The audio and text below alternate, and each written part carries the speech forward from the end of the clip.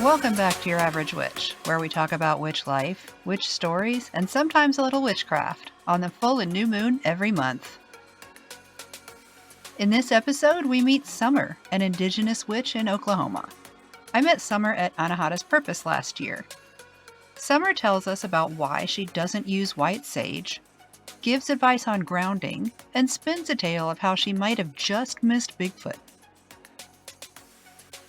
This episode of Your Average Witch is brought to you by The Rusted Rabbit. The Rusted Rabbit is a handmade crystal jewelry business based out of Michigan.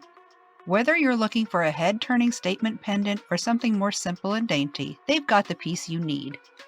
The Rusted Rabbit is run by Mike and Lindsay of Anahata's popcorn fame. They are a married couple who each bring a different eye to this small business, making for a variety of unique items. They specialize in wire wrapping, macrame, hair accessories, and much more. They focus on the properties of the crystal they are working with and put those energies into each piece.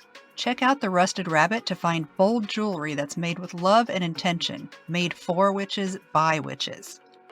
Fly over to therustedrabbitgr.com and use the code YAWPQUEEN to get 15% off your entire order. That is YAWPQUEEN to get 15% off your entire order. You can also find them on Instagram at The Real Rusted Rabbit or on Facebook as The Rusted Rabbit. Now let's get to the stories.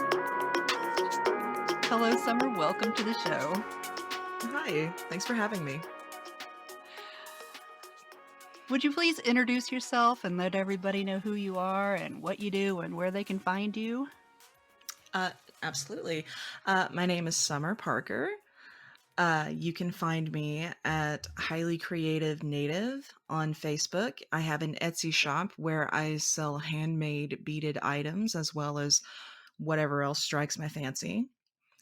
You can also find me on Instagram as Highly Creative Native, all one word.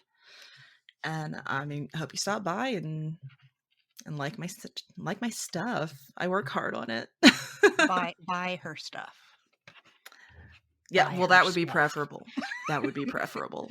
Do you ever forage and sell forage stuff? I have not yet. I have been. I have some. A lot of mullein plants that grow around here, so I'm probably gonna have to wait until next season, of course, when they, grow and die again. But I really have been wanting to make witches' torches. Yes, please. Ah, Because I don't have mullein. Oh, I have a crap up. I have a ton of it, so no problem. What made you want to open that shop? Well, honestly, just to try and make some extra money. You see, I am a stay-at-home mom, full-time mom, and everybody, I guess, needs a side hustle, and I suppose I needed to add it to my stressors. And I just have a really creative impulse as well. So I just wanted to create things and share my creations with people, and hopefully they, bring them a little bit of joy in their life, a little bit of handmade indigenous authenticity of their very own. Now, what does it mean to you when you call yourself a witch? What it means to me personally is to sort of, I hate to put labels on anything, honestly, but when I call myself a witch, I am telling people I have an alternative life path. I am not necessarily like everybody else. I have different ideas on how our world works, on how to interact with the world. And in a conservative state, like where I live, to call oneself a witch is also to let other people know, hey, I'm more likely to be a safe space if you need it, because there is so much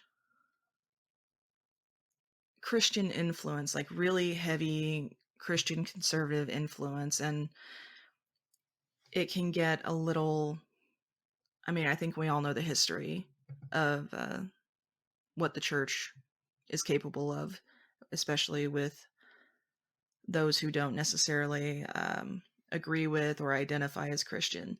So, really, to me, calling myself a witch means safety. Do you have a family history with witchcraft or anything like that? Any stories from your childhood where you think, "Hey, that's really witchy thing that grandma used to do?" No, actually, I don't. The unfortunate thing is that my family kind of lost touch with our culture because I am Cherokee. My mom was a full blood Cherokee woman, and she wasn't really she wasn't deeply in touch. Like she took part in cultural practices, but she never really saw it as following a spiritual path, really. She just saw it as, oh, well, we're Cherokee. This is what we do, sort of thing. So, like, there are traditions that would be, that could be considered quote unquote witchy, but they are also, more just in line with pagan teachings because, the Native Americans, we're North America's pagans. That's weird to think about. That's sort Isn't of it? well, I mean, because the people who invaded are the ones who determine that you're not the norm. Oh yeah, tell me about That's it. that's I mean, I know you know, but it's hitting me. That's real weird. Do you have a daily practice Personally, I don't think I do. or a regular I try, practice, even if it's not daily? as a mom to a 3-year-old, I don't get a whole lot of routine as much as I struggle with it. But if I had to say that I had a daily practice, then just my daily practice would be doing things with intention, because that's also very in keeping with Native American cultural practice as well. As we tend to do things with intention. If we're preparing food, we want to think good thoughts and put, just generally good vibes into the food that we're going to feed our families. If we're like, one thing that I do is when I brush my son's hair, I'm always thinking gentle thoughts and thinking of just happiness, protection, fun, just putting good thoughts into actions is probably the daily practice. That is cool. Would you say witchcraft has changed your life? I would say that. I think I absolutely would, because it has driven me in directions that I don't think that I would have gone normally.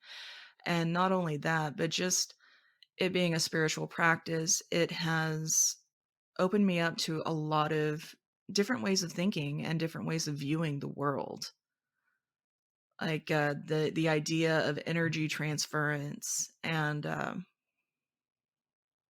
like I said, just intention has really affected my day-to-day life, because that's when you're trying to do things with intention, like, you actually, you can't just go on autopilot like so many of us do. I know I'm guilty of it, but when you do things with intention, you have to really think about that and really keep your mind focused on what you're trying to do or what outcome you're trying to influence. So, yeah, I think witchcraft has absolutely changed my life for the better, I might add.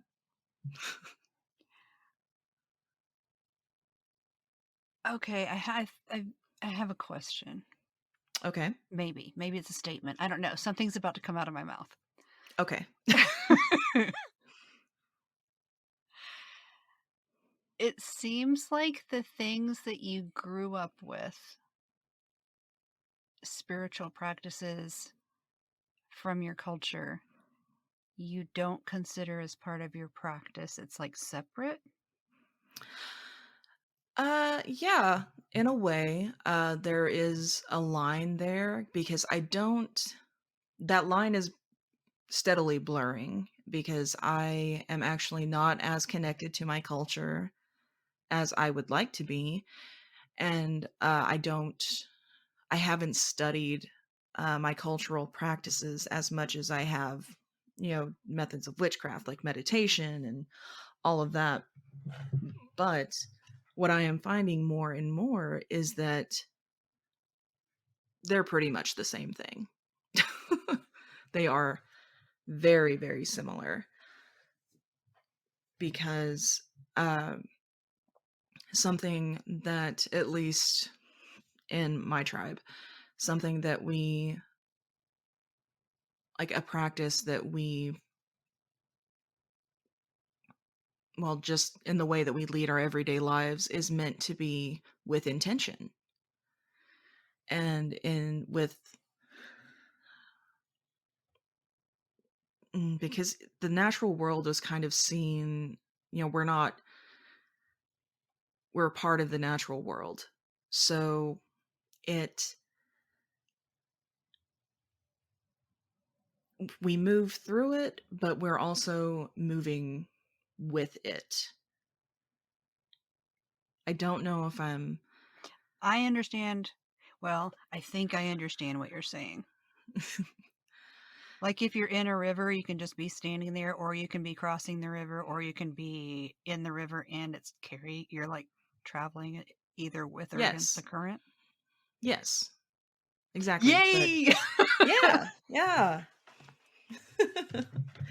That you actually put it better than I did. So well done. I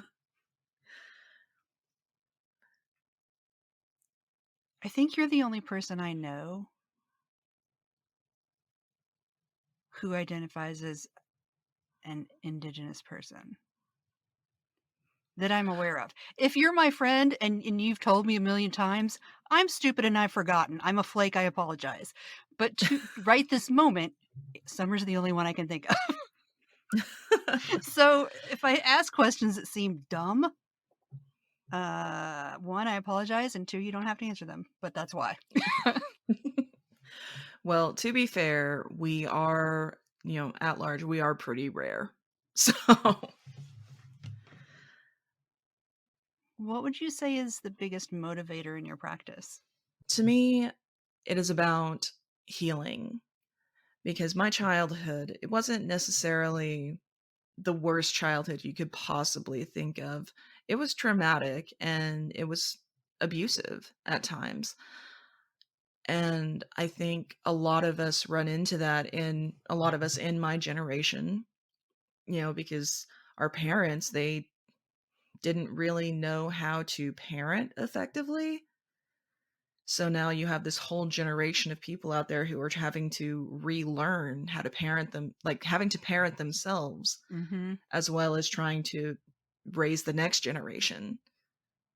So to me, a lot of my own craft, like, it involves a lot of shadow work, a lot of healing, a lot of, just, speaking my truth, living my truth,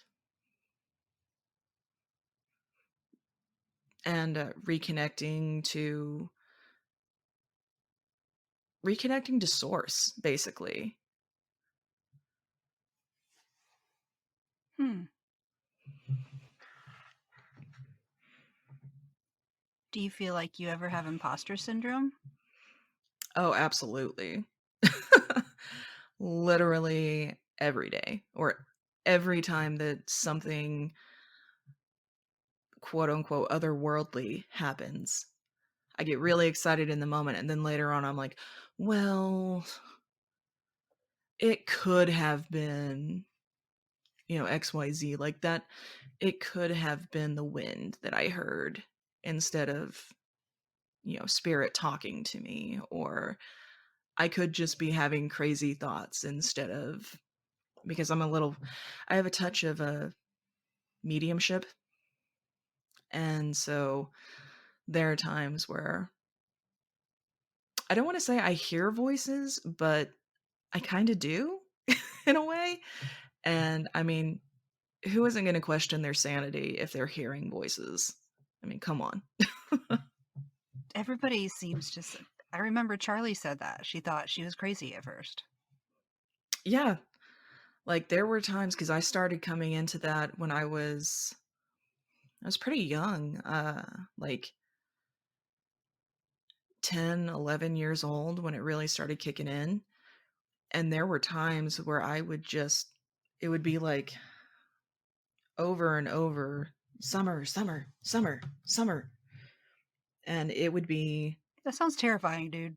it's disturbing because it's like, why can't, like, is this my brain? Is this, what, what else could it be if it's not me going crazy? Apparently it's spirits. So real fun.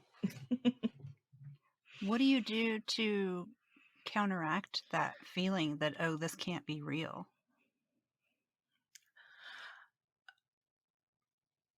For me, I think about all the other things that at one time humanity didn't believe as That's being what I do real. too. Yeah, like, and now we have scientific, like, hard proof that this is what is happening. So I turn to that. It's like, one of these days they really are going to be able, we're going to be able to just talk to ghosts whenever we want. And then it's not just going to be those few of us who can hear them and be like, okay, well, am I crazy or am I a conduit? Or am I both? There's always that possibility too. Well, yes. I'm like, I feel like I'm both. Oh, I know I got some. Yep. Yes. What would you say is your biggest struggle when it comes to witchcraft? Consistency, probably. um that's kind of why I started the daily practice of just doing things with intention, because I am so inconsistent with things. Like I know some witches who their daily practice is, oh, I go to my altar and I meditate for half an hour and I light Who has candles and half I an say hour to do prayers, that? right? I don't I'm have like half an hour. I'm like, I'm lucky if I get 5 minutes. Especially when you have a She's kid, and I don't have kids, and I still don't have 30 minutes. Yeah, it's yeah, I'm not gonna lie, I'm very envious of those people who can carve out 30 minutes a day to dedicate solely to their practice. Because I'm like, I wish I could do that, but that's not where my life is at right now. So I just do things with intention. But I do wish that I could do like spellcraft and things with a little more consistency than what I have been able to manage thus far. Me too. But it's not a matter of time. But this isn't about me. Oh, well, don't get me wrong, it's also a matter of, like, I don't wanna. Yeah, I Like, really I wanna would just sit rather and sit here and just watch chill. YouTube. Exactly. For me, it's listen to I'm used to it. podcasts or whatever. Oh, that's at least sort of educational, or can be. Would you say you have any long-term goals for your practice? I don't know. I don't think that I would say that I have any long-term goals specifically as far as my practice goes. It's the goal is always to just expand, to continue learning, to continue integrating things into my practice, to become more familiar with, you know, different cultures, different materials, different practices, different people. really, I guess my long-term goal is community, I suppose, to just give it a broad term. Me too. We have Like so much in local common, community. Kim. Yeah, exactly. Because we have Anahatas. Yes, we And we do. have that group, but I want it here. Yeah, it would be amazing to have that on a small, well, maybe not a smaller scale, but like You don't a have to closer travel. scale. Don't have to drive 20 hours. Yeah. What brings you the most joy in your practice? Right now, the thing that brings me the most joy in my practice is I'm working a lot with ancestor veneration, and I'm getting to know my ancestors and learning more about them and getting back into like retouching with my culture, like getting back in touch with my culture. And I don't know that I would have ever gotten to this point if I hadn't gone down the path of witchcraft. How come? Well, the thing is with, and this might be somewhat controversial, but the thing is with Cherokee culture, the Cherokee tribe was colonized very, very early on in our history. And so for a couple hundred years now, most Cherokees have been predominantly Christian. So, me being someone with trauma has pretty much like I turned away from that very, very quickly, very, very strongly. I rejected the idea of Christianity and still do, in a sense. So, if I hadn't started practicing witchcraft, I wouldn't have really spared much of a thought about why learning what our ancestors did and learning about the wisdom of our ancestors. I don't think I would have taken it that seriously, but I take it very seriously now, and I feel like that is because I am on this spiritual path. That's cool.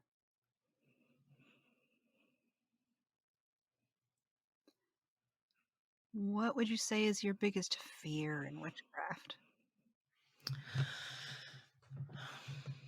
My biggest fear in witchcraft.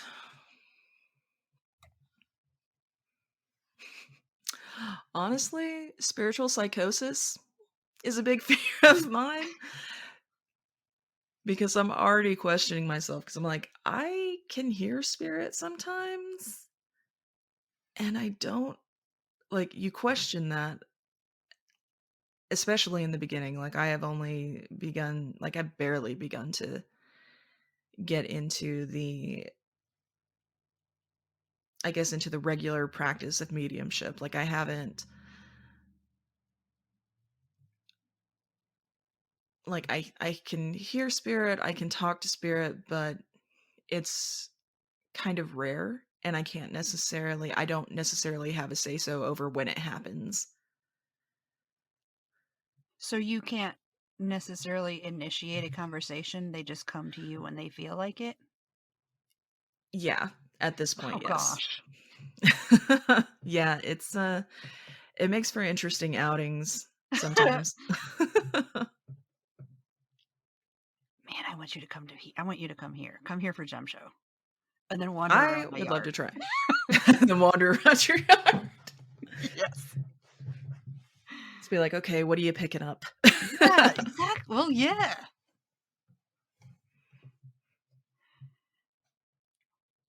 What is something you did early on in your practice that you don't do anymore, and why don't you do it? Well, honestly, I used a lot of white sage, and some people might be like, "But you're indigenous, so isn't that okay?" Not necessarily. Um, you see, depending on which tribe you're from, I mean, not all tribes used white sage. And while it's, kind of seen as like strictly an indigenous practice, I don't feel comfortable using it myself. I no longer use white sage. Uh, because my people actually we used well, we call it cedar, but it's actually juniper. So, that is what we use to cleanse with. So, that is what I decided that I'm like, "Yeah, I'm not gonna use this white sage anymore. This belongs to another tribe entirely." Although I believe there was some crossover, but not enough that I'm comfortable saying like, "Yeah, give me all the white sage." Besides, I think cedar smells better. Yeah. Me too. That's what I did too. Except I use stuff that's local to me now, just Yeah. 'cause that's what's here. Oh, dude, I got so much pine and juniper out in the trees around my house. Nice. So I'm like, all right. Readily available. Get it fresh. What would you say is your favorite tool in your practice, and why? And how do you use it? Honestly, I don't use a lot of tools. I would like to because I have all the things. I have the crystals, I have the oils, I have the herbs, I have the candles, I have jewelry, I have all the things. But when it comes right down to it, the magic is this makes it sound so cheesy, but the magic is in me. Like I carry that with me. It's a part of who I am. It's it's always present. So I really view the tools as just like unnecessary most of the time as long as I'm working with intention. That actually makes sense. And I watched you. I sound like a creep, but I watched you at Anahata's. That does sound creepy, I yeah. know. I don't remember where we were, or it was either like at the fire or that night. The But I night. watched, yeah.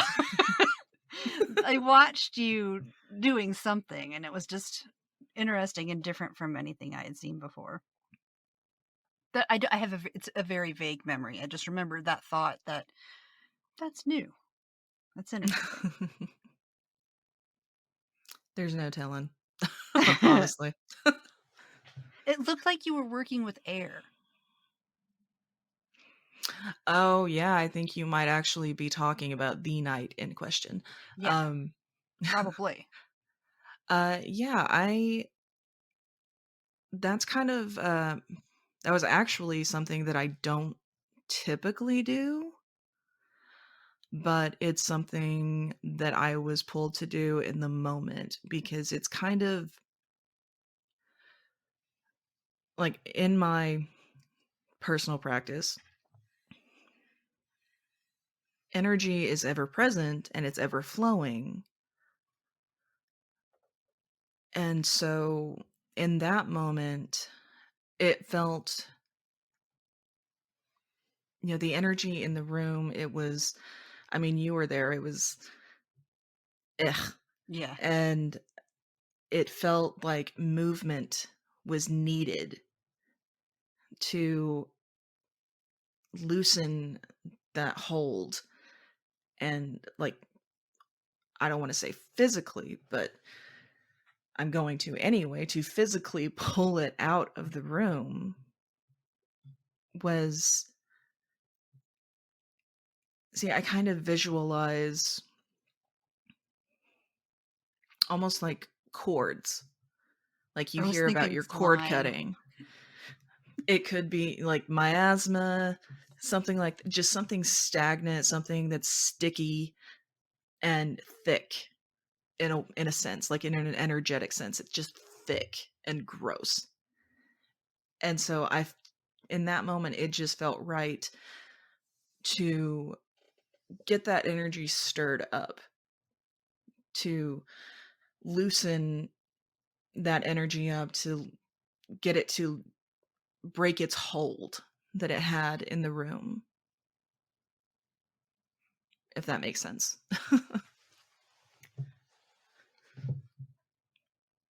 I think when Corey and I were talking about it, I don't think we mentioned your name. Maybe we did. Anyway, surprise everyone. One of the other people was Summer.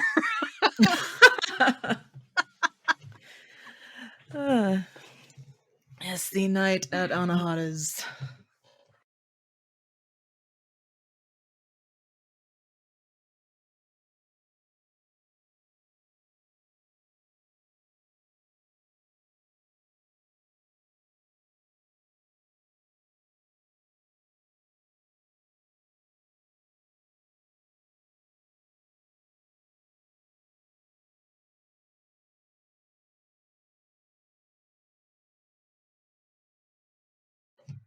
If you could only recommend one book to a new witch, what would it be and why?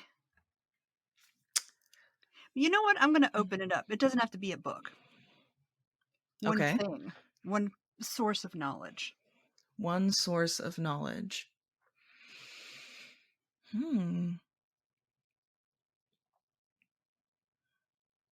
Honestly,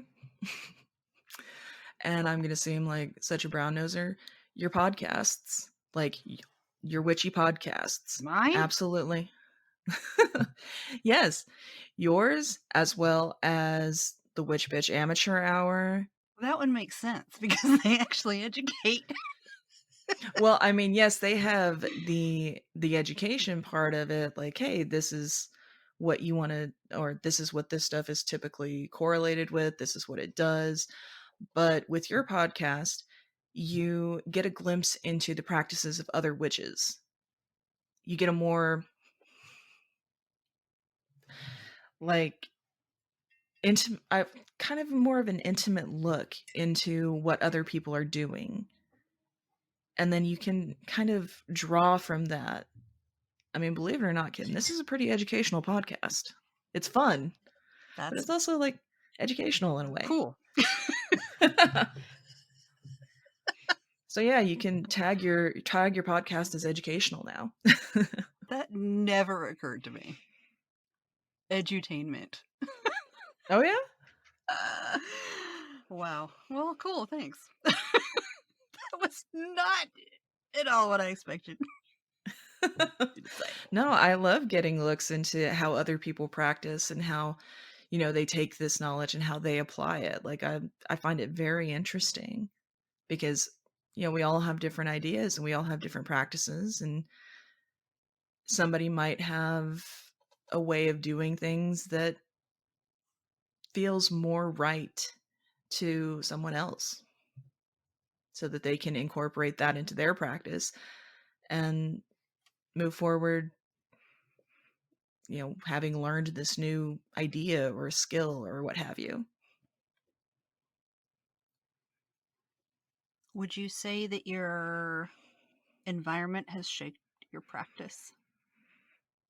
Oh yeah, definitely. Especially the fact that I am somewhat closeted. Like well, I take that back. I was closeted in the past. I was very much in the broom closet because I've grown up in a conservative state where if you said, "Hey, I'm a witch," a lot of people would either immediately shun you or at the very least be like, "Okay, you weirdo," and walk away. So, as a result of that, I have actually become a little more secretive about my daily, like, not necessarily my daily practices, but just the knowledge that I have. And I'm very selective with who I share that with because of the environment that I am in. Do you feel like if you lived in a different, like geographically different space with different physical features, like close to the ocean, or I really have very little idea what it looks like where you live, or like in the mountains or on the East Coast, do you think your practice would be different? Oh, yeah, because I like to, especially in the more recent years, I really like to try and go out and forage for things that I use. So the environment, like the physical environment, would absolutely play a factor in that. Like right now, where I live, as I said earlier, like we have a lot of mullein. But so that plays a big, like, you're going to get different plant medicines in different regions. I feel pretty confident in saying we all have low periods, like a magical slump. Hmm. How do you pull yourself out of that? Oh, well, I'm still kind of working on that one. um, because you've hit on something that I've been feeling very recently. For the past few months, I have just not felt very Magical. magical at all. Like it has been very much like day to day. This is what I have to do.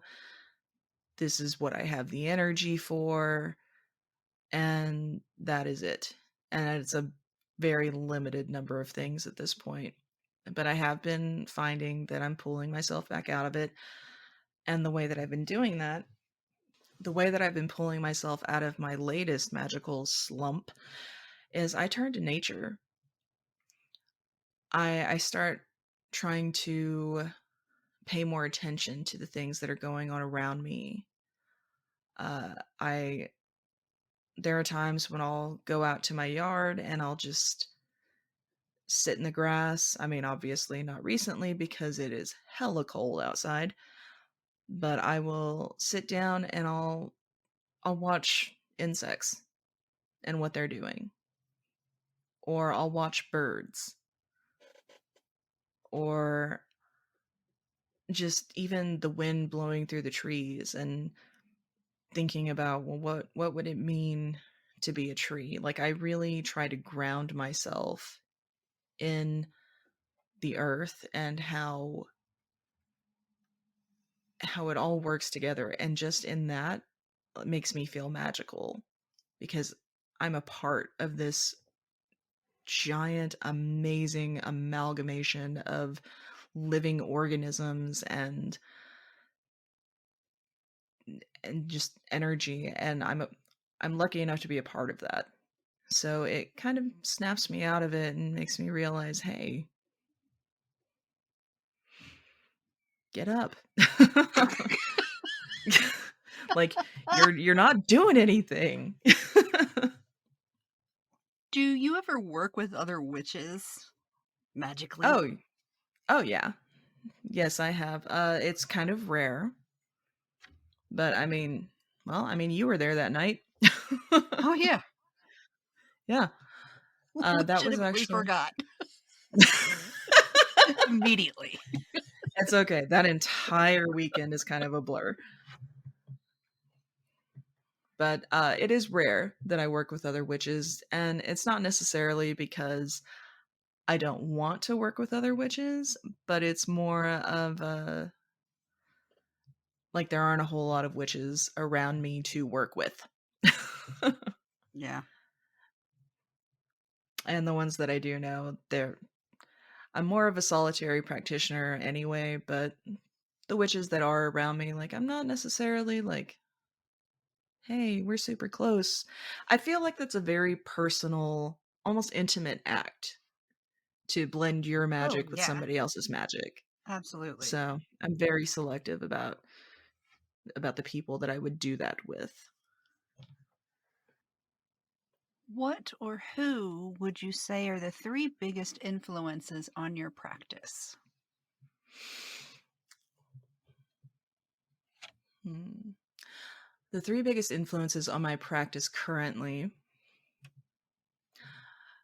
I'm just gonna say ancestors in general because they are playing, ancestor veneration has become a big part of my practice. So there's that. Uh, and actually, Margot has become a big influence on my practice because she is She like a knows so much shit. repository. She really is. She's this repository of knowledge, and she like the way she works her craft is so I love it. I'm in awe of her at times. And then probably Coco because Coco is because of her dedication to her spirituality. It's really made me more more aware of how big of a part spirituality can play. So, yeah.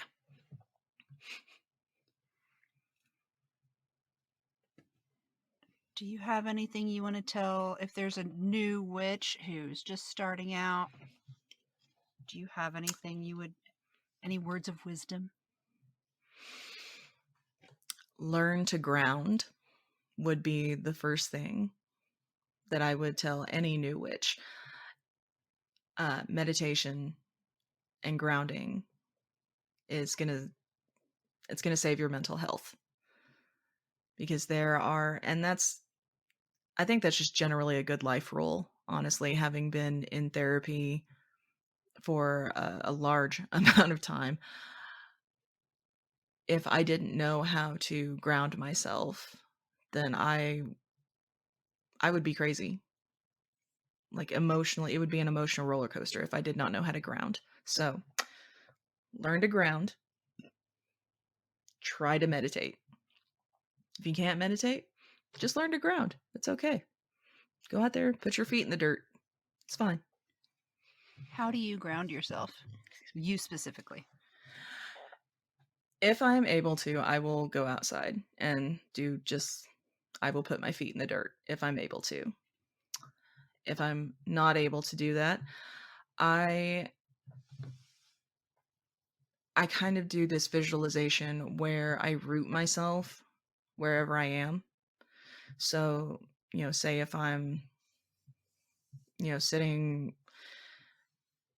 somewhere in public and starting to freak out, but in public, so you can't freak out.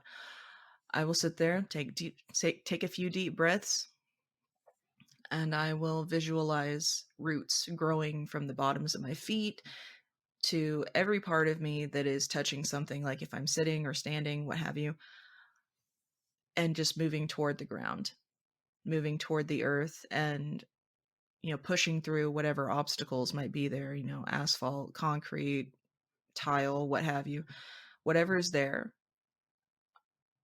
I'm pushing through and rooting to the earth. That's the one I like too. It's my favorite. Who do you think I should have on the show next? Oh, there are a lot of people that you've already had on the show. So let me see.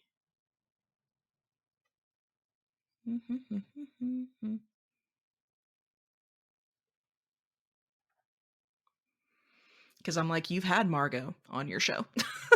Yeah. um, if you have you had the author of Backwoods Witchcraft on? Jake Richards. I have not, but I want to. Yeah, I think it would be great if you had Jake Richards on the show. So do I. Excuse me, friend, if you can hear this, I'm going to email you. Please come on Kim's show. Special request. I am going to send him that soundbite. Special request from some random fan. Now, at the end, there are two things that I ask of my guests. Okay. The first is to recommend something to the listeners. Ooh.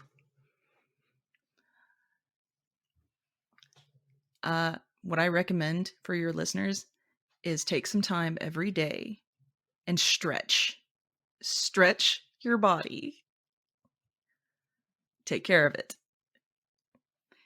Seconded. Motion passed. Now everyone has to go stretch. In fact, everybody right now, stand up and stretch. I'm not going to because I'm on a very creaky chair. But if you can hear my voice, stretch something. Absolutely. Absolutely. The second thing is, please tell me a story that you love to tell. Preferably one that you would tell around a campfire. A story that I love to tell that I would tell. Okay, here's a real quick one. So I live in a pretty rural area, and the land that we live on, it's family land, but there was no house here before we moved in. So we actually went through the Cherokee Nation and they helped us to build a house, but we had to clear out the trees and whatnot. So I live on the edge of a forest. As a kid, I loved going out into the woods. If I wasn't at the house, that's where I was. I was out in the trees. So one day, I was going down one of my favorite trails, and I actually I wasn't even out of sight of my house yet. Walking down this, it's like a, almost like a rock trail, but I'm walking down that, and I hear something moving through the foliage off to my left, and I turn and look, and there is this really tall grass, and I'm talking like 8 feet tall. It's some form of grass. I don't know the name of it, but I saw something move through that grass, and I could only see the top of it is the thing. So whatever the top of this was, it was 8 feet high in the air, and it looked like shaggy matted fur. And it was one of those moments, like, I only heard the initial crash through the foliage. I didn't hear it running off. I didn't hear any footsteps. I didn't hear any other movement. I just heard it hide. Nope.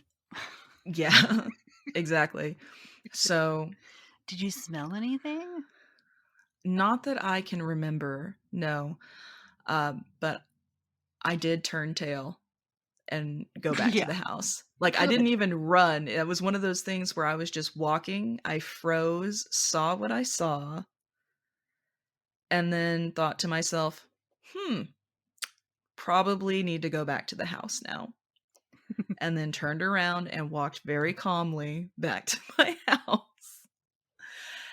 And I mean, I'm not saying it was a Sasquatch, but I'm also not saying that it wasn't, So because there was have been sightings in my area. So was it that kind of weird effect where you should be scared and your brain's like, we're not gonna do that right now because you need to get away? it really was. It was one of those moments where I should have been afraid, but my brain was like, "You know what? We're going to be real calm about this. Let's just go home." It was just like a full nope moment.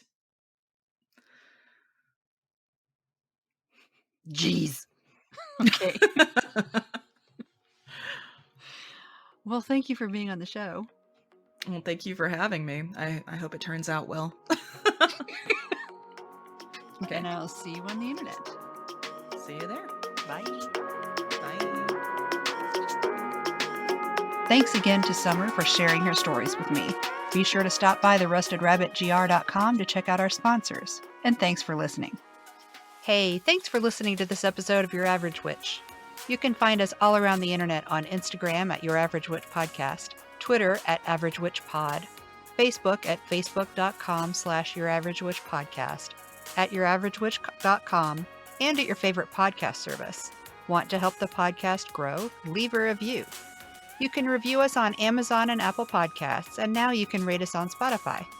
You just might hear your review read at the end of the next episode. To rate Your Average Witch on Spotify, click the home key, click on Your Average Witch Podcast, and then leave a rating.